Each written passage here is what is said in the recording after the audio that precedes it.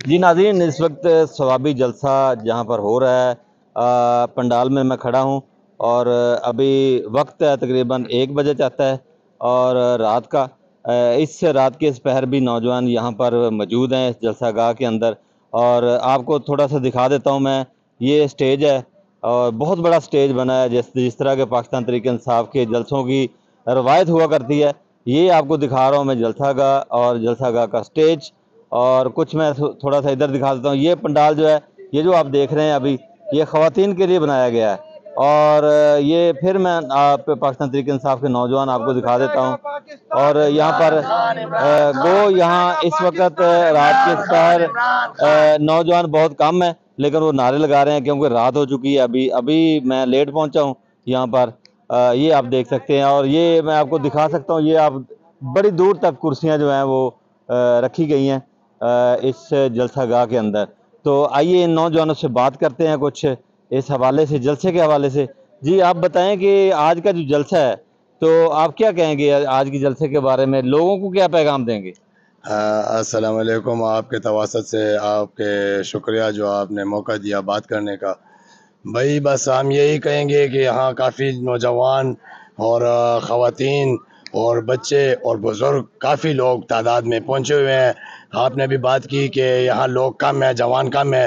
جوان کم نہیں ہے، سب جوانوں کو ہم نے خود کہا ہے کہ آپ اس ٹائم پہ ریسٹ کر لیں، اور کچھ جوان جو ہے ڈیوٹی پہ اس ٹائم کھڑے ہیں، اور ہماری یہی آواز ہے کہ آئیں، اور یہ پرامن احتجاج ہے۔ خان صاحب کی رہائی یہ خان صاحب کے لیے نہیں ہے، یہ پورے پاکستان کی آزادی کے لیے ہے۔ اپنے پاکستان کو آزاد کراؤ، پرامن طریقے سے اپنا حق مانگو۔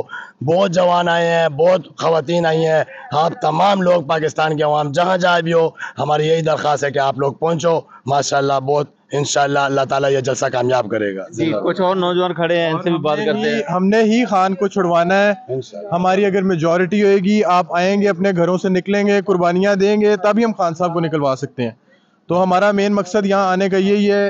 یہ بھائی ہیں، یہ اکاڑا سے آئے ہیں، میں برے والا سے آیا ہوں، ہم دور دور سے آئے ہیں صرف خان صاحب، چیئرمین صاحب کے لیے۔ رہا کرو، رہا کرو، رہا کرو، رہا کرو، رہا کرو۔ جی آپ دیکھ رہے ہیں کہ یہاں سے اکاڑا اور برے والا سے لوگ آئے۔ آپ برے والا سے؟ میں پاڑا سے ڈسٹرکٹ پریزیڈنٹ ہوں یوتھ ونگ کا۔ میں بس عوام کو یہی کہوں گا، ابھی رات کا بہت ٹائم ہو چکا ہے، یہی ٹائم ہے نکلنے کا۔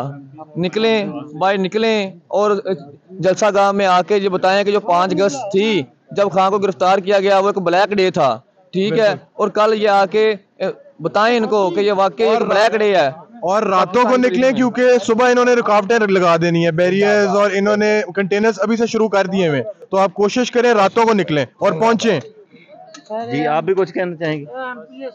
بسم اللہ الرحمن الرحیم، یا کا نام دو یا کا نستعین۔ بہت بہت شکریہ آپ کا جو آپ نے اپنا اتنے قیمتی وقت ہمیں دیا۔